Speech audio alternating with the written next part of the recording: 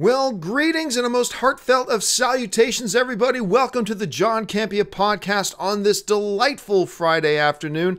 I am, of course, your host, John Campea. That's my name right there. And this is my show that I do every day here on my channel, and you might be noticing I'm doing this show live right now. Now, I was doing the show pre-recorded. There are some advantages to doing the show pre-recorded, but I had a bunch of you guys who watch the show ask for me to try it live. So for the next few weeks, I'm going to be trying to do the show live. It's going to be live every day at 9 a.m. in the morning, and that's what I'll do Monday through Friday. And then I'll throw in an extra little episode on Saturdays and Sundays as well when I have some time. So here's how today's going to go, guys. I have selected out 6 questions that you guys have emailed into me. How do you email a question to me? It's really simple. Simply email me at thejohncampeapodcast@gmail.com. That's thejohncampeapodcast@gmail.com. Send on in your questions. I pick a bunch out. So I've got a few movie news items that I want to talk about first, and I'm going to get to those questions, and then I'm going to save a few minutes to go to the live chat board for those of you guys who are in here watching us live, and I'm going to be taking your questions and from the chat board. So here we go, guys. Let's dive into it. And topic number 1 today is this. Pacific Rim 2 has a sequel. Now, it used to be called Pacific Rim Maelstrom. Then it changed its name to Pacific Rim, Uprising now. It's Pacific Rim Uprising. I still just refer to it as Pacific Rim 2, whatever. I really dug the first Pacific Rim. I thought it was a lot of fun. I didn't think it was like a big classic sci-fi movie, but I thought it was fun. Struggled at the box office in North America, but fortunately it did just barely well enough overseas that it crossed the $400 million mark, and they decided to move ahead with a sequel. Of course, we've got John Boyega is now in there in the lead. The other cast is not so much coming back. So the movie was supposed to come out in February. I believe it was February 23rd is when the movie was supposed to come out, but they've just announced that they've pushed the release date back. Now the movie is coming out on March 23rd, 2018, so it's only moving by a month, but it's moving on to a day on March 23rd that's already a little bit crowded. We've got Isle of Dogs, that's the new Wes Anderson animated film. We've got Sherlock Gnomes, which is from Paramount. We've got a new Johnny Knoxville comedy called Action Point. And another interesting thing is just 1 week later, after the March 23rd release date, just 1 week later is the opening of the Steven Spielberg film Ready Player One that a lot of people are looking forward to. So, I mean, they've moved now the film onto an already kind of crowded date, although there's not a ton of heavy competition on that date. But then just 1 week later is Ready Player One.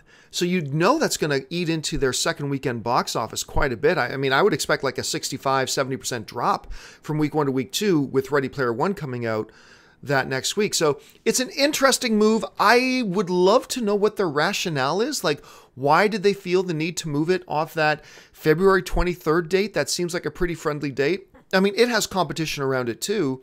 But I don't know, is post-production going a bit longer than they anticipated? I don't know. If you guys have heard anything or if you know of anything, leave your thoughts in the comments section below and let us know. And ultimately, this isn't a big push. This isn't like, oh, they're pushing it back 8 months. It's just pushing it back 1 month.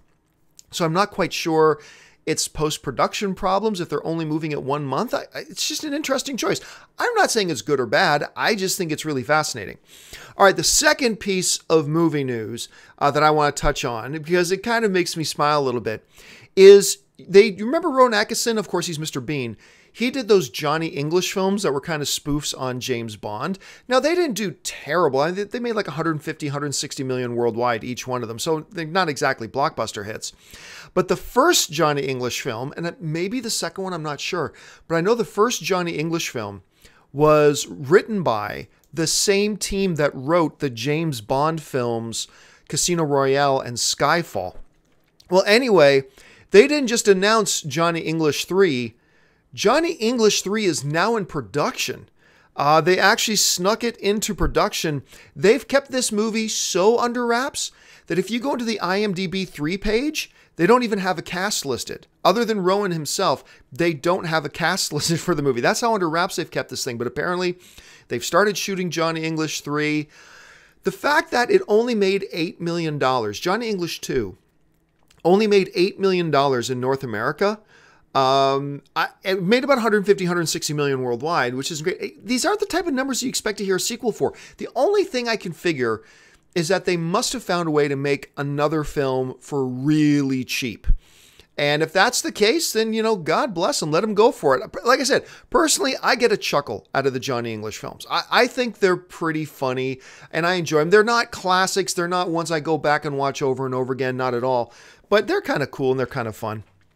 All right, last piece of movie news I want to get to here today before we get into the questions. By the way, you can see all the questions that we've got lined up today by looking in the description of this video. But the next one I want to touch on is this little trailer that dropped yesterday. And I meant to do a standalone video for this, but I didn't. But it's for a new movie coming out called Goodbye, Christopher Robin. And basically, it's the story about the guy who wrote Winnie the Pooh. And I know that sounds a little bit like that Johnny Depp movie about the guy who wrote Peter Pan, Finding Neverland. That was the name of that film. I loved Finding Neverland, by the way. So it's got a little bit of a look and a feel of like a Finding Neverland. But this trailer was fantastic. Gave me all the feels. All the feels. If you haven't seen Goodbye, Christopher Robin, make a note for yourself that as soon as this show is done, but you know what? I won't be offended. If you want to leave the show and go watch the trailer, I won't be offended because it's a great trailer. But go and find the trailer for Goodbye, Christopher Robin. It's real special. The guy comes back from war and he's got major PTSD before it was called PTSD. And, he decides, I can't do comedy anymore. I want to write things that will make people understand the horrors of war, or try to make people, as the little boy, his son says to him, make people not want to go to war anymore. And ultimately, he ends up writing Winnie the Pooh that becomes a global sensation. And I'm getting, again, the hair on my arms is standing up and I'm getting goosebumps thinking about it. The trailer is pretty fucking awesome. So if you get a chance to go watch that trailer for Goodbye, Christopher Robin, go check it out. I cannot wait for this movie now. I'm really, really stoked about it. All right, let's now get on to the questions that you guys have sent in. And we start off with question number 1. And question number 1 today comes to us from Austin Alberto, who writes, "Hi, John. Love the show." Thank you very much, Austin. "My question is about Rey from Star Wars. Who do you think her family is?" Oh, this is an old question. "Someone we have seen before or someone new? Also, after episode 9, will there be another trilogy in the future? Thanks and keep up the great work." Well, let's start with the second question there. Will there be another trilogy? I don't know if there'll be another trilogy per se, but yes, there will be more episodic Star Wars movies, no doubt. Bob Iger already said they're going to do Star Wars movies forever. And I do believe that regardless of whatever Kathleen Kennedy is saying right now and all that kind of stuff, there will be an episode 10 and 11 and 12. Whether they'll structure them as new trilogies or whether they'll just structure them as like episode 10 is standalone, episode 11 is standalone, a continuation of the story, but not necessarily in a 3-film arc per se. That I don't know. We'll have to wait and see. It seems to be their tradition to do them in trilogies, so I won't be surprised if that's the way they do it. Going on to the other question, man, how much debate, and as we're getting closer and closer to Star Wars Episode 8 hitting theaters, we're starting to see this debate come up again. Who the hell is Rey? Now, this was debated a whole ton when The Force Awakens was about to come out and then intensified after it came out. We haven't heard a lot of discussion about, or a lot of people debating this topic lately, but as we get closer to episode 8, I'm seeing more and more people asking, who's Rey? More and more people debating. Rey's a Skywalker, Rey's a Solo, Rey's a Kenobi, Rey's something else entirely, all this kind of stuff. My theory on this really hasn't changed a lot. I feel pretty good about this, that Rey is not a Skywalker. I feel pretty good that Rey is not a Skywalker. I think it would be making the universe way too small, but on top of that, I believe the conversation that Rey had with Maz Kanata in Star Wars The Force Awakens, I think that scene was the definitive scene that lets us know she's not a Skywalker. She is certainly not Luke's daughter. Hey, look, the movie, I haven't been told any secret information, okay? Maybe I'm wrong. That's fine. I'm just saying what my belief is. I think that scene between Rey and Maz Kanata was the definitive scene that definitively stated she is not a Skywalker. Because Maz Kanata, in talking to her, I even made a video about this once. Maz Kanata, in talking to Rey, She said, like, she's talking about what's behind and what's in front of her.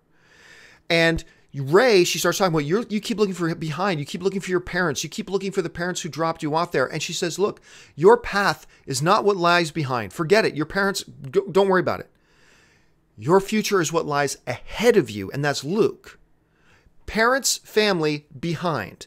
Luke Skywalker in front.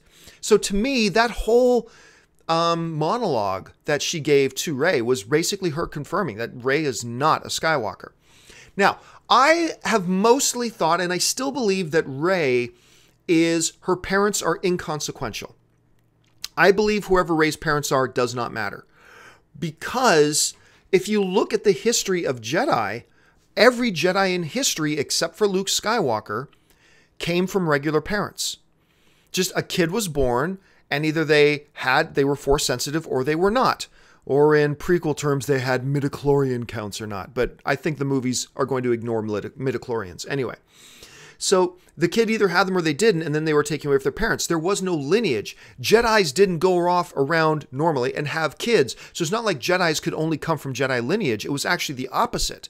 There were no Jedi lineages, really. So I basically hold to the theory that Rey's parents are completely inconsequential. They're just two people, I think. Okay, now the one theory, now I still believe her parents are inconsequential, but the one theory that I've given a little bit more attention to lately is this whole Obi-Wan Kenobi theory. People pointed out a whole bunch of things that made me at least go, okay, I suppose it's, because think about it. Obi-Wan Kenobi we know there's a whole bunch of years where we don't know what went on with Obi-Wan Kenobi after he landed on Tatooine. A lot of years. There was no more Jedi Order. And he was awfully alone and lonely. Maybe he got busy with somebody, and maybe then that kid went on to have a kid, and that kid was Rey. And maybe Rey is the granddaughter of Obi-Wan Kenobi. It's possible, I guess. I'm not dismissing this one. I still believe her parents are inconsequential, and it doesn't matter, and we don't know who they are, and they're new people. But I'll give a 15% chance that maybe she's of the lineage of Obi-Wan Kenobi. I'll give that a 15% chance. Most important thing, though, what do you think? Now that we've been sitting on The Force Awakens for almost a couple of years now, who do you think Rey is? All right, answer that question in the comment section. All right, let's move on to the next question. And the next question comes to us today from Joseph Powell. And Joseph Powell writes, "Hey, John, I was thinking, I know films are dedicated to people from time to time, so with the tragic passing of Snyder's daughter, do you think the film may be dedicated to her memory? And if so, could that affect the way critics feel about it?" It's an interesting question, and I don't know that there's a definitive right or wrong answer to that. Of course, what happened to Zack Snyder's family is just horrible. I don't have kids. And I can't fathom what Zack and his wife must have gone through and continue to go through. I mean, it's just, it staggers the mind, really. So then the question becomes, would they put it dedicated to her in the movie credits? I don't know. I don't know. My general feeling on this, and look, I know this is going to make me sound heartless for a second, but just stay with me for a minute and you'll see where I'm going with it, okay? Generally speaking, though, I mean, dedicated to, I think it's cool if it's somebody who worked on the film or somebody who worked in the studio that by, association worked on the film or something like that. Or somebody who has real close connection to the source material. In this case, like say somebody who was one of the main artists on the Justice League comic book or something like that. Zack Snyder's daughter was not somebody who worked on the film in any way. Other than the fact that her dad was the director, she has no connection to the film. And the other kind of thing, the way that I think about it is that Zack Snyder's not the only guy who worked on the film. There are literally thousands and thousands of people who worked on Justice League. So, and I'm assuming that if you have thousands and thousands of people over a stretch of 2 years of making this movie, that some of them had family members die too, maybe in even more tragic circumstances than Zack Snyder's daughter. So I would say I wouldn't put it in. Also because it feels a little, to me, it would feel a little bit disingenuous. I mean, if you really want to support Zack and his family, do you really want to throw it in throw the scenario and the situation in Zack Snyder's face again? Then now if Zack Snyder wants to sit down and watch Justice League, that the first thing he's going to see is a big reminder about his family tragedy. I don't know if that's the right thing. Again, I'm not saying that's the right or wrong answer. I'm not going to pretend to know what the right or wrong answer is. My initial feelings are, I don't think they should, because she's really not somebody who was connected to the movie directly. There are lots of other people who worked on the film, I'm sure, who lost family members as well. And to me, I think it would be a little bit insensitive to Zack Snyder. Like, even if the motivation would be, hey, we want to honor Zack Snyder by putting a dedication to his daughter in that. I understand that might be the motivation, but it might ultimately be a little bit insensitive despite the best intentions. Because, like, yeah, does now and forever, if Zack Snyder wants to watch his Justice League movie, does he want the first thing to be a reminder of his family tragedy? I mean, I don't know. It seems a little bit weird. Would it help the film? Would it make critics more sensitive to the film? I don't think so, nor should it. It shouldn't make, like, just by putting a dedication to Zack's daughter, it should not affect critics' appeal to the film, because it has nothing to do with the film. It's a part of the credits, basically. And something that's a part of the credits should not affect and would not affect how critics see the movie. And it's still to this day, it happened months ago now, but it's like one of the most weird, and I mean that in a tragic way, weird and tragic and awful scenarios that I still don't really know how to talk about it. You're talking about a dude who lost his daughter in a horribly tragic way. I mean, so like with Zack Snyder, I mean, goodness, he's got two things to deal with. First of all, he has to deal with the loss of his daughter. That is unimaginable on its own. Secondly, he has to deal with the manner in which he lost his daughter, which also on its own is unimaginable. What him and his wife are going through is unbelievable. And I remember this one thing. I was ready to leave Collider on this because some of you remember this. Complex, which is the company that owns Collider. Complex, on the Complex News website, put up a story about, like, thanks to this situation, we can now get Joss Whedon to direct thing. And like, it was really fresh and it was really new. And this was the company that owned Collider. And I was disgusted. I was absolutely disgusted by that article that Complex had put up. And I got on Twitter and I called Complex out. I said, I'm ashamed to be working with this company. They need to pull this article down and blah, blah, blah. Now, eventually they did. They didn't pull the article down. What the company did, though, is they changed some of the wording to make it more sensitive, and I appreciated that. And apparently there were some angry phone calls from Complex put into my boss. And my boss calls me. I remember my boss calls me on the phone, who's the senior guy over at Complex, and he was my direct boss. He goes, Campea, what's going on? I'm getting all these angry phone calls from other people at Complex. What did you do? And I told him what I did. I said, this is what happened. This is what they wrote. I had to call them out on it, and I'm not apologizing for calling them out on it. So if they want to let me go, if they want to fire me, fine. But I am not apologizing for calling them out on that bullshit. And my boss is a great boss. My boss dealt with it, and it all went away. And it was fine. And I'm sure that Complex as a whole, I think they responded very responsibly. I'm sure it wasn't the whole company that knew what that was going to be written in that article. And as soon as I brought attention to it, they made the changes. And Complex is a very good company.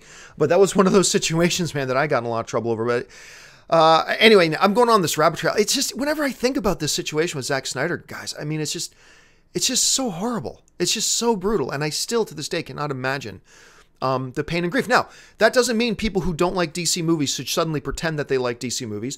That doesn't mean that people who don't necessarily like the movies that Zack Snyder directs should suddenly pretend like they like the movies Zack Snyder directs.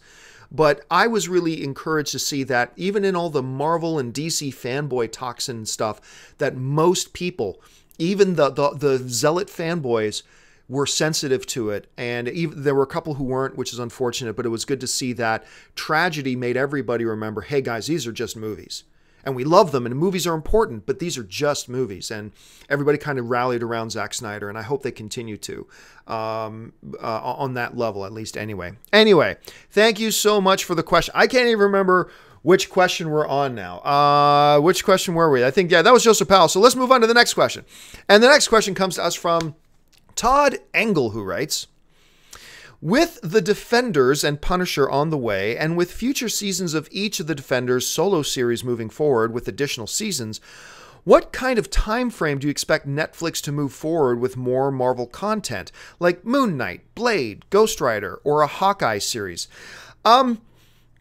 It's an interesting thing. The Netflix Marvel stuff has lost some of its shine to me.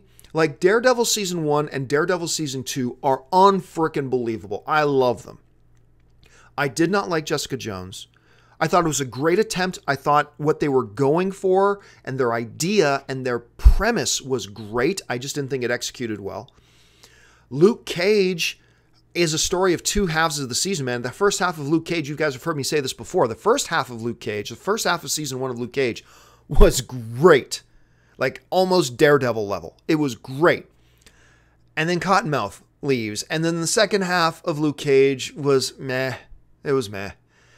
And then, oh my goodness, Iron Fist, which was just brutal. Iron Fist was hard to watch. It was hard to watch and get through.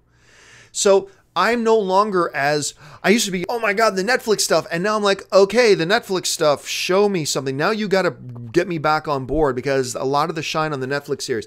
I think one of the things that Netflix and Marvel both are going to want to be careful about, because basically this Netflix universe is basically its own self-contained universe separate from the MCU. Yes, it is part of the same reality, but it functions as if it's its own reality. I think one of the things they're going to want to be careful about is overdoing it or oversaturating it. Because if you got Jessica Jones, pardon me, you got Jessica Jones, you got Defenders, you got Daredevil, and everybody wants more Daredevil. You got Luke Cage, you know we're getting more Luke Cage. You got Iron Fist. How many series do you want to do? And then how far do you go until you're pushing your luck a little bit too far? So as far as the timelines go, honestly, I have no idea.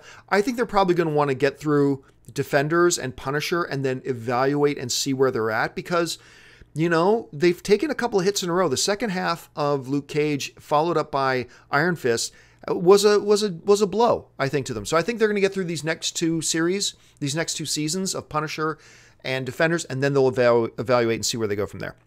All right, let's move on to the next question. And the next question today comes to us from Eric Huffman, who writes, hey, John, longtime viewer ever since the AMC Movie Talk days. Thank you so much. This isn't related to the movie business, but I wanted to know, where did your signature Buhbye point come from? Thanks and best of luck with the channel. Thanks a lot for the question, Eric. Yeah, and it's not Buhbye, it's Buhbye, by the way. I, for a while, was signing off my podcasts and my shows by pointing the finger saying, see you later, whatever. And then a couple of days in a row, it's really as simple as this.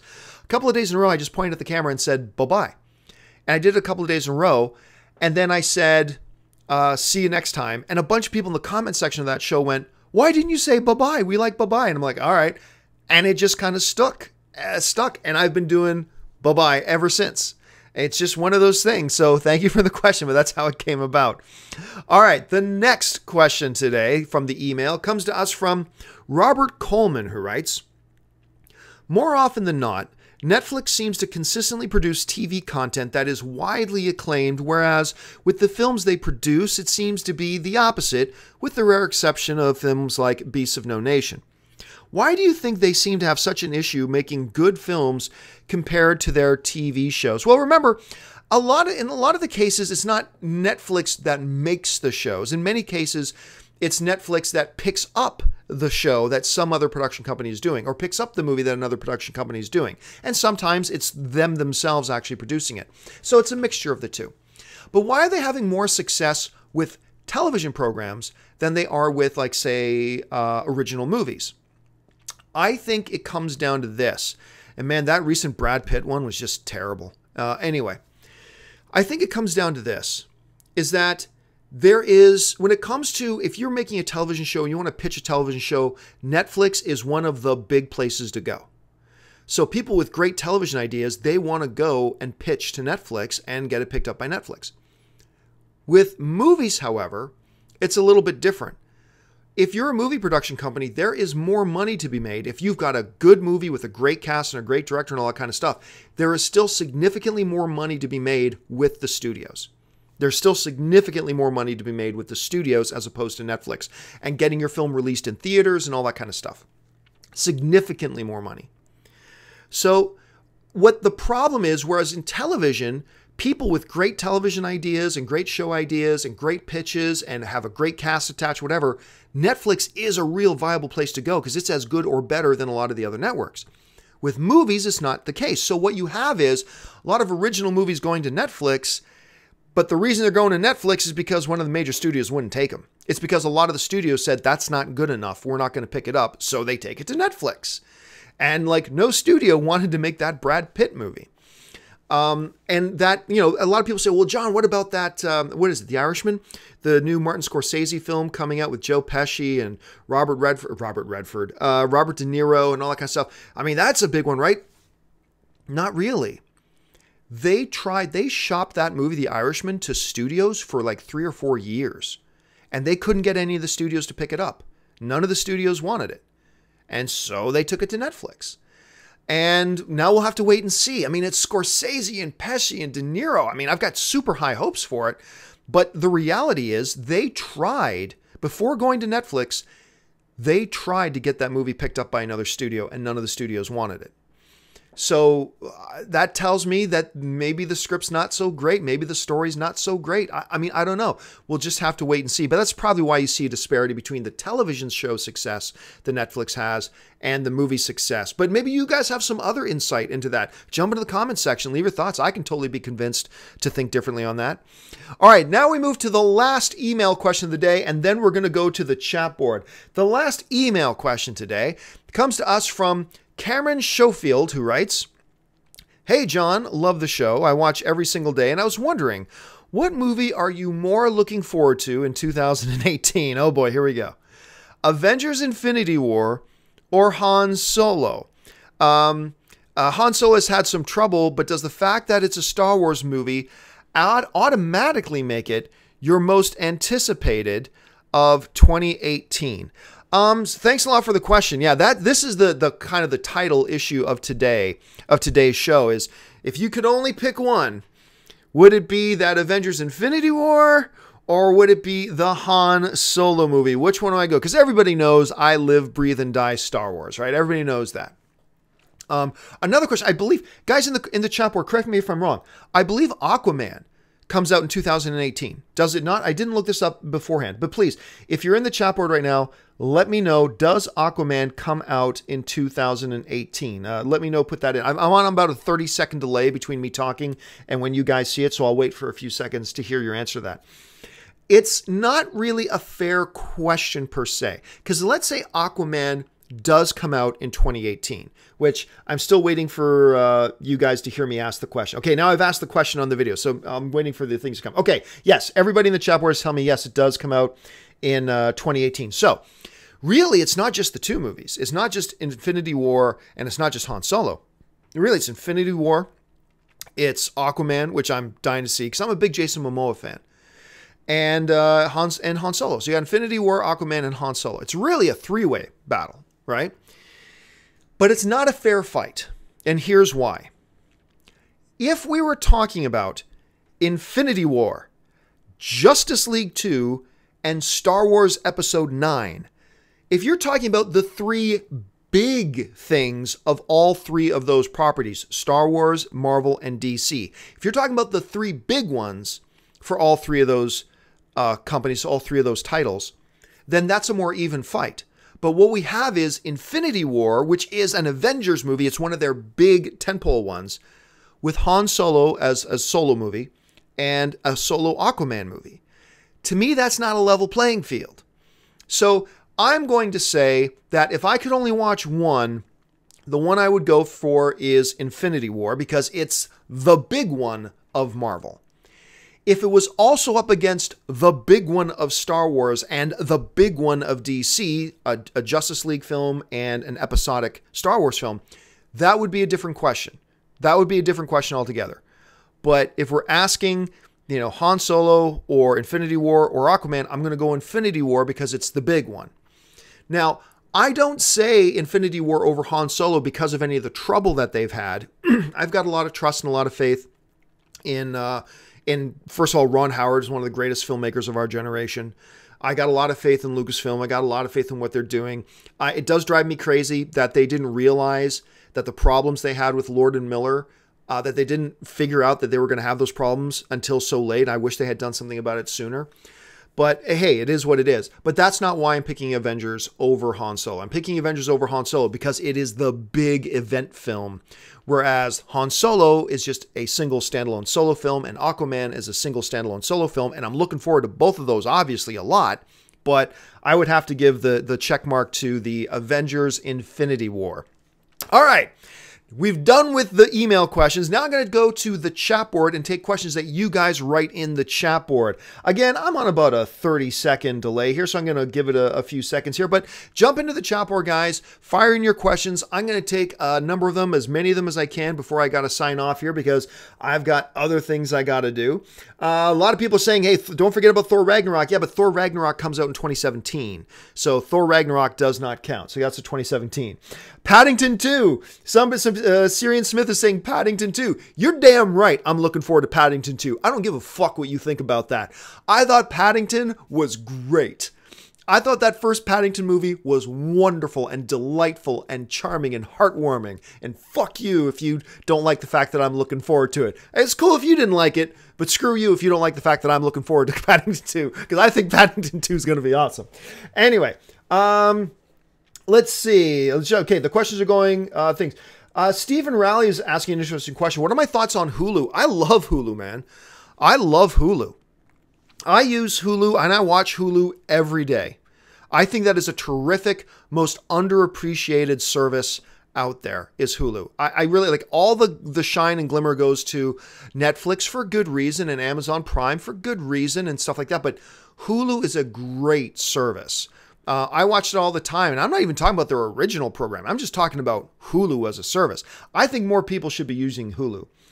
Let's see. Danielle Quinta is writing, what are you looking forward to the most in Justice League? Batman. Ben Affleck's Batman. Because, I've said this before. I don't think he's the best actor to ever play Batman, but I think Ben Affleck has given us the most comic accurate performance as Batman. Now, I say that, and then some people get confused, and they go, well, Ben Affleck's Batman killed people. How can you say he's comic?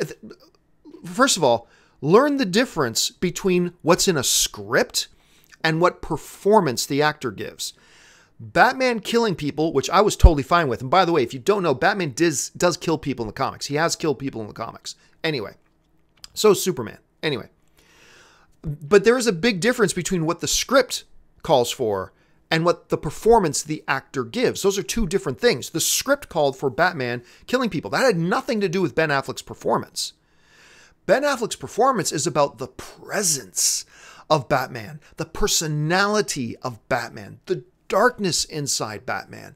And to me, I think Christian Bale is a better actor than Ben Affleck, but to me, Ben Affleck gave us the best representation of Batman. He just did. Again, you may have a different opinion. That's totally cool. This is only my opinion. But so ever since I saw Batman versus Superman, I have been foaming at the mouth to see Ben Affleck back in Batman. And to be honest, I don't know if we're going to see him as Batman again after this Justice League. Maybe there's a chance for Justice League 2. Maybe there's a chance for the first standalone Batman film, but he ain't going to be Batman after that. So I just don't know how many more times we're going to get to see Ben Affleck as Batman. So I am dying to see this movie for Ben Affleck as Batman because to me, we've never had a better Batman. So that's what I'm looking forward to the most in Justice League. Okay, let's see. So Luis Bonilla is asking, where is Mystery Men 2? Yeah, no kidding. Well, let's be honest. They're never going to make a Mystery Men 2. It's far too late. Mystery Men, to me... By the way, guys, if you have not seen Mystery Men, what the hell? Watch Mystery Men. Jump on Netflix or Amazon or Google Play or something. Find Mystery Men and watch it. This movie was so far ahead of its time. It was spoofing the comic book genre when there really wasn't a comic book genre to spoof. It's amazing. With Mr. Furious, the Shoveler, the Blue Raja, Casanova Frankenstein, the Disco Boys, the Spleen, the Invisible Boy, the Bowler. I mean, come on. It's just one of the best comic book movies ever made, even though it's not based on a real comic book. Yeah, I wish for a long time they had made a Mystery Men 2. Whenever people would ask me, what's a sequel that never got made that you want made?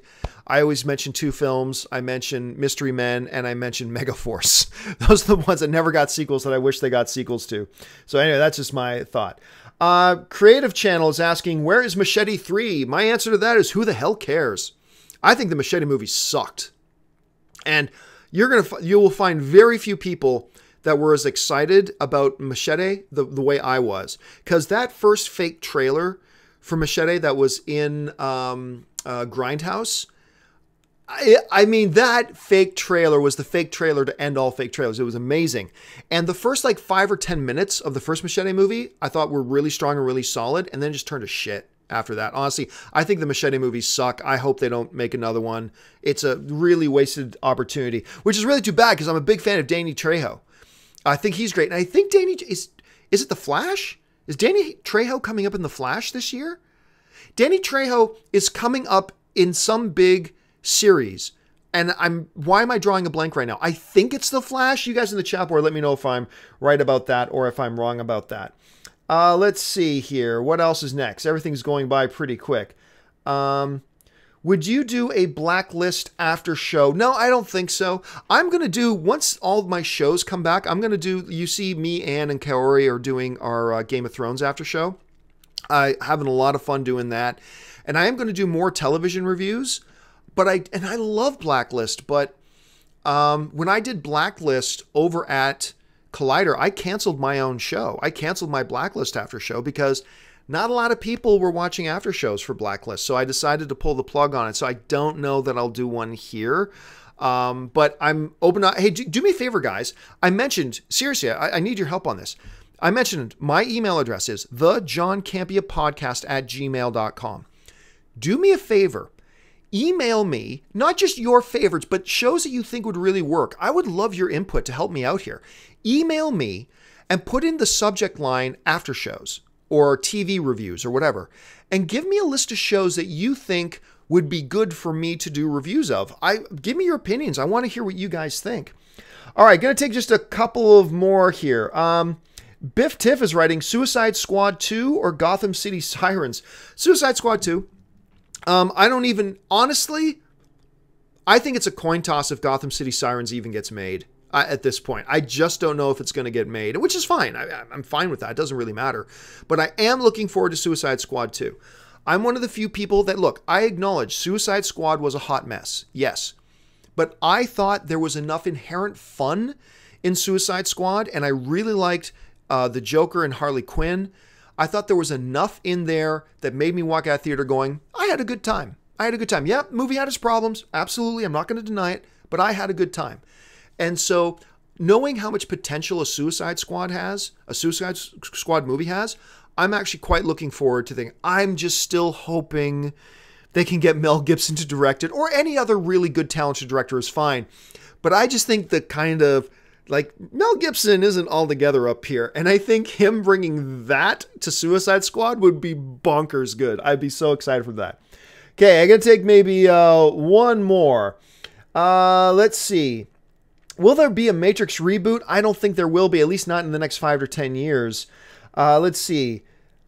Brandon Zubiat writes, will Cate Blanchett's Hela make Marvel villains great again? Well, it depends on how much they use her. Like, the problem with Marvel villains, and let's look, I'm a huge Marvel fan. I love Marvel films, but one of the ongoing weaknesses of Marvel films is usually their villains, but that's on purpose. They do that on purpose. Kevin Feige has said publicly a number of times, the focus of our movies is our heroes. The villains are there to help move the hero's journey along, but the movies are about our heroes, and we like to focus on our heroes. The problem hasn't been that they don't have good villains. They have great villains. But it's just that they choose to use their villains in a very finite way and in a very small and limited way because they really want their movies to be about their heroes. So obviously you have one of the world's greatest actresses. I'll go on record and say one of the all-time greatest actresses in Hollywood history in Cate Blanchett, playing a really cool character. But really how good this character is going to be is going to come down to how does Marvel choose to use her. And you know what? If focusing more on the heroes makes the movie better, then that's the right decision. If not having a lot of attention on the villain makes your movie better, then that's the right decision. But I'm going to be interested to see, because other than Loki and Red Skull, I haven't really seen them really have a truly great standout villain. And it would be interesting to see what they could accomplish if they did. All right, guys, that'll do it for me for my podcast today. Thank you so much for joining. Listen, don't forget, once again, it's the John Campea Podcast at gmail.com. That's where you can send in your questions. I'll be back again. I think I'm going to do a show tomorrow. I think just for fun, I'm going to do a show tomorrow. So make sure you come back and check me out then. Thanks a lot for joining me, guys. Guys, make sure, if you like my videos, share them around, click the thumbs up button, subscribe to my YouTube channel, leave a comment. All these things help my channel out a great deal. Make sure you spread the word around. Follow me on social media, on Facebook and on Twitter, simply at John Campea. That'll do it for me, guys. And until next time, changed hands there midstream. Until next time, bye-bye.